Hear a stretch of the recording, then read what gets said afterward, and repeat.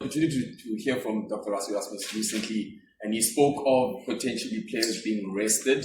I did hear a name such as Damian Dealender being mentioned. So my question is, with regards to the Japan sort of league, we always, as an outside fan, you always understood that the first game is obviously the Japan-based players, guys who haven't played in a while. When you hear, has there been sort of a change in the intensity, or is it maybe players that have played deep into playoffs in Japan that maybe have had a more of a workload than they usually would have in a normal regular season? I think Coach Rush was very clear in terms of players that is going to be rested or players that are not available and the reasons for that.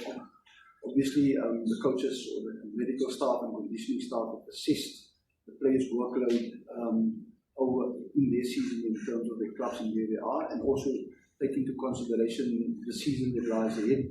And I think with that in mind, obviously decisions were made in terms of what's going to be the best for the players, because player well-being is very important for us. What's going to be the best interest for the players at this stage as we head into the season. And I think you've explained it well, and nothing has changed from that since his last interview. Coach Deon,